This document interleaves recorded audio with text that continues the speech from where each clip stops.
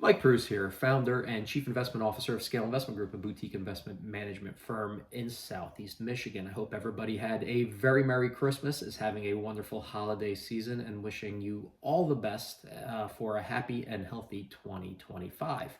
Now, over the last couple of days, I've been traveling. I'm sure a lot of you have as well. And I kept hearing this H-1B visa story pop up left and right, and you probably have too. So I took some time to look into it, and here's what I found. Now, I was actually somewhat familiar with H-1B visas. I knew that they were visas that were issued to foreigners to come work in the United States, but I was a little hazy on the details. So I've managed to clear some of that up, and I'm sharing that with you so that hopefully we can kind of parse through the nonsense on either side of this particular debate and talk about what the debate actually is and see what makes sense. Now, the H-1B visa is something that the US government issues to foreigners in order to come to the United States and work. And those are for either 3 or 6 year terms, and they can be extended, is my understanding. Every year, there's something like 65,000 that are issued to undergraduate folks that have undergraduate degrees or equivalent work experience. And then there's an additional 20,000 that are issued to folks that have master's level education. Now, the argument, if you're on one side of this position here, the argument is going to be we need these folks to come into the United States in order to do these jobs because they are the best and brightest that are out there. And we simultaneously want to increase our economy, innovate here, grow businesses, expand businesses, start up new businesses, start up new industries, make inventions, all of these good things while simultaneously also draining, they call it brain drain, right? Draining other countries of their best and brightest so that we have a competitive advantage. Now, theoretically, that sounds fantastic. And if that were the case, then I'd be absolutely on board with this, as would anybody, right? Who wouldn't want all the best and brightest to come to the United States and grow our economy and our standard of living much faster than that of China or India or anywhere else in the world, right? And it makes sense because China and India both have a lot of people. They both have 3 to 4 times what the United States has in terms of population. So even if percentages are all the same, right, that means 3 to 4 times as many, super geniuses as we can produce, all things otherwise being equal. Now, that's not necessarily the case. And here's what critics of the H-1B visa program are saying. They're suggesting that it's not the best and brightest necessarily that are coming over from India and China and other countries into the United States. By the way, 72% of H-1B visa applicants and recipients are from India. So they actually far and away exceed any other country in that particular metric. Now, with that said, here's what the critics are saying. They're saying, listen, these are not necessarily the best and brightest. They're not dumb people by any stretch of the imagination. In fact, a lot of them are just regular run-of-the-mill college graduates. And they're being brought to the United States for a couple of reasons. One, the American worker is very expensive.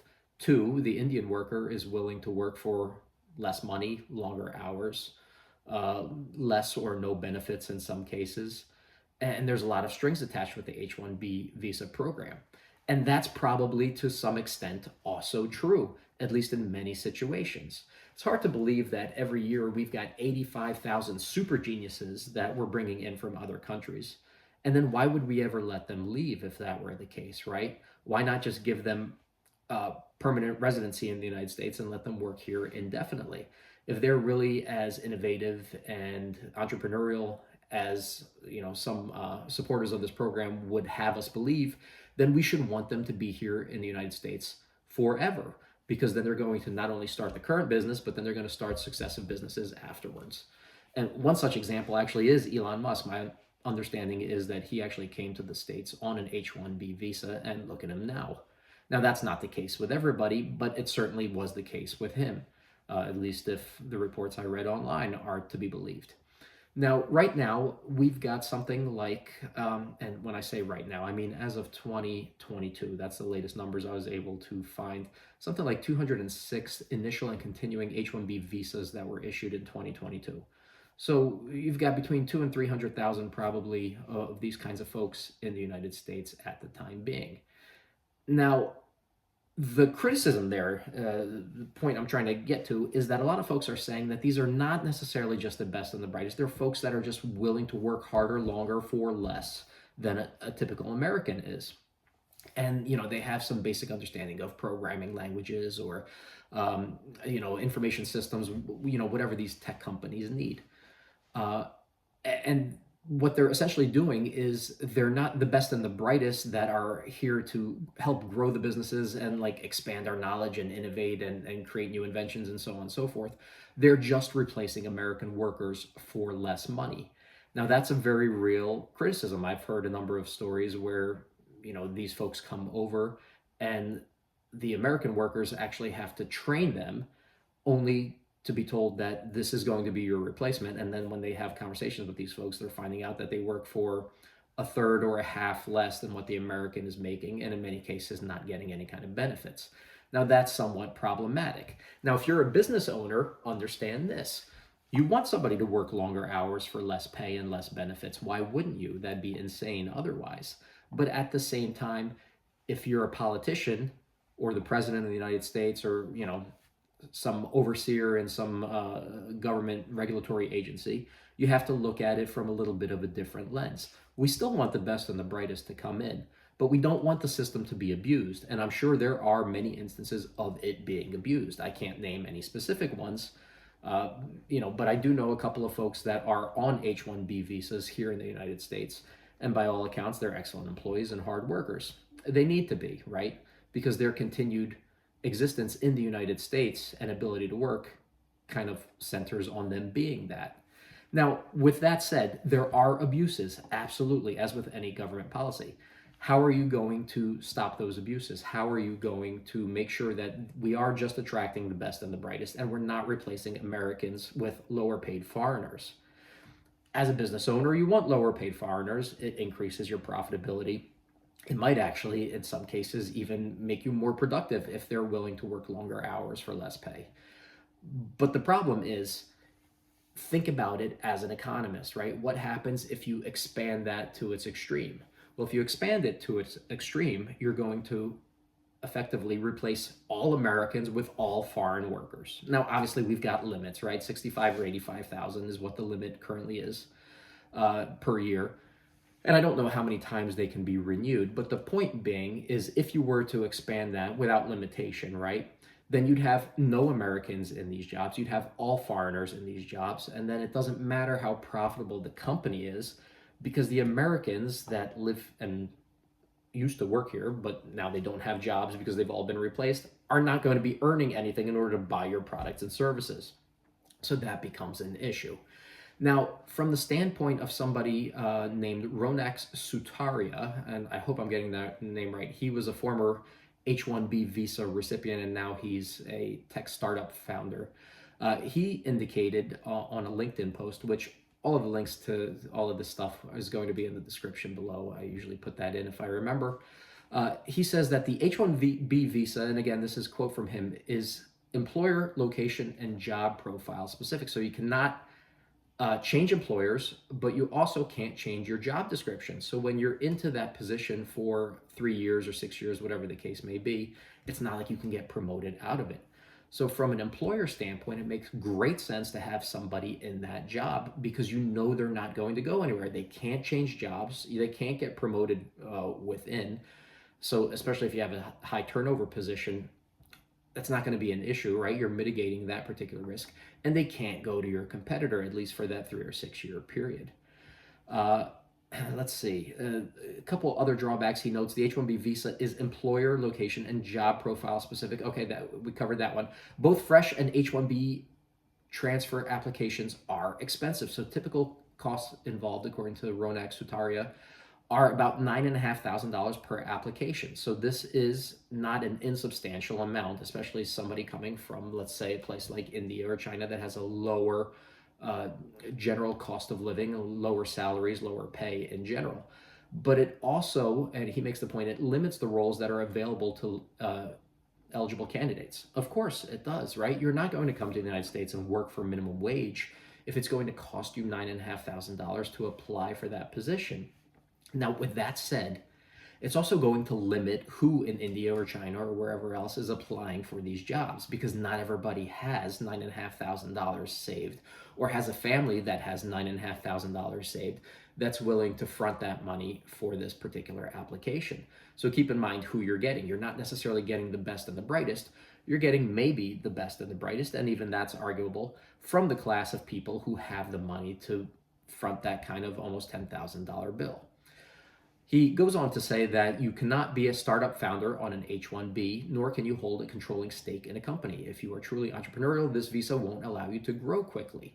So you can't come over here with the promise, it sounds like, of I'm going to start the next, big fintech firm or a pharmaceutical company or some kind of tech startup, right?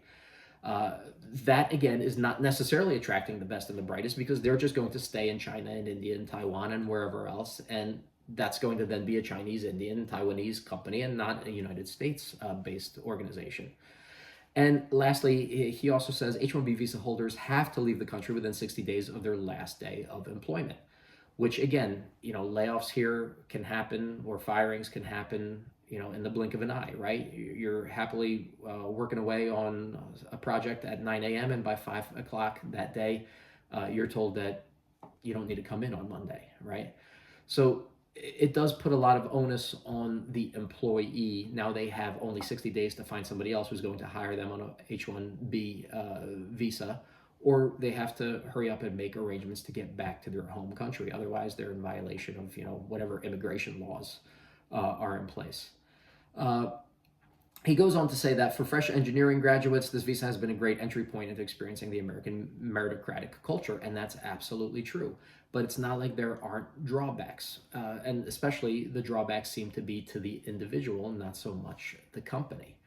So when you look at this, and Twitter, again, is not real life, right? So if you look at Twitter, for example, or X, whatever they're calling it these days, you have two sides of this particular argument. H-1B visas are absolutely critical because we're brain draining all of our, other competitors in the world, and all the best and brightest are coming to the United States. And because of that, we're going to have the best economy, forever, right? Going into infinity.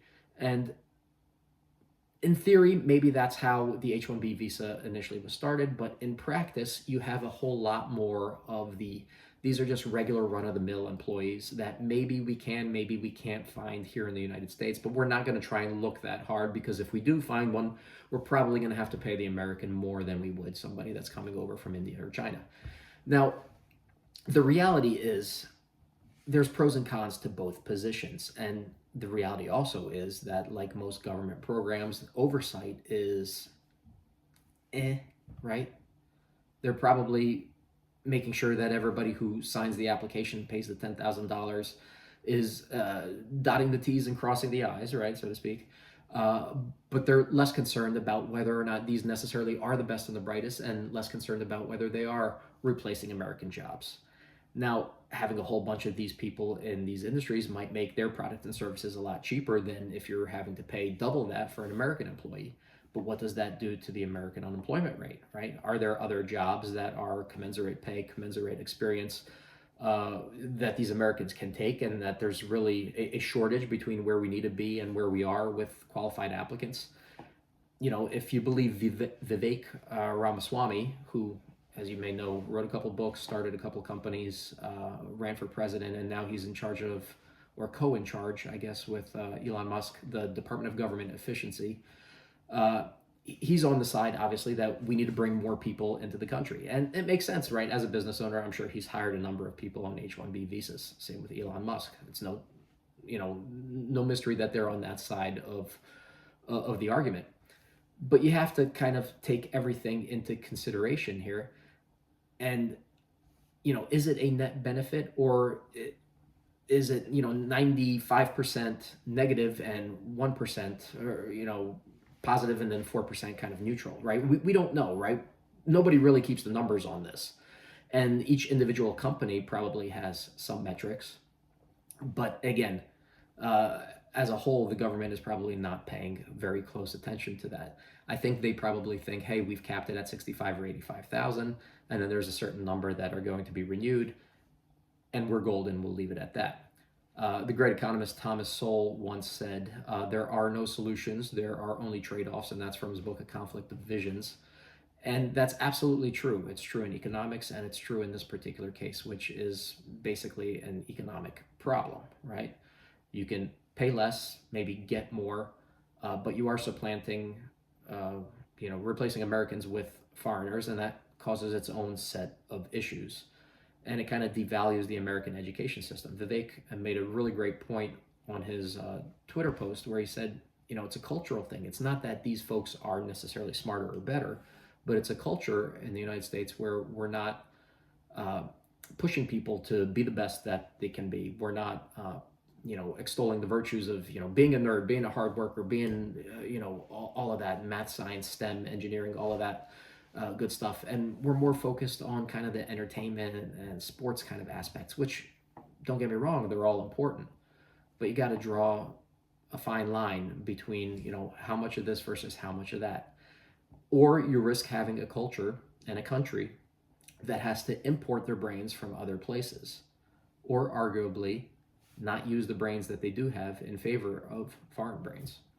Now, with that said, this isn't a solution that's, we're going to snap our fingers and come to any kind of agreement on this over the next day or two, or even week or month. And it's probably going to go on for quite some time after that. Now, as far as it being in the news for a longer period of time, it's probably likely that H-1B visa talk is going to be supplanted pretty quickly with H1N1 bird flu talk. I've already seen a bunch of stories on that this morning, and that's a whole other topic altogether. Let me know what you guys think about this. Both sides have valid points, and both sides, when they want to, can very easily ignore the valid points of the other side in order to come out, and make it seem like they have a stronger position than they really do. And again, there's only trade-offs, right? There's no solutions. So it depends. How much kind of fraud do you want to have built into the system where we just replace Americans with cheaper foreigners? Versus, do you want to risk the next great tech startup being started in India as opposed to New York City? With that said, until next time, let me know your thoughts, comments down below in the comment section, and I'll talk to you guys next time.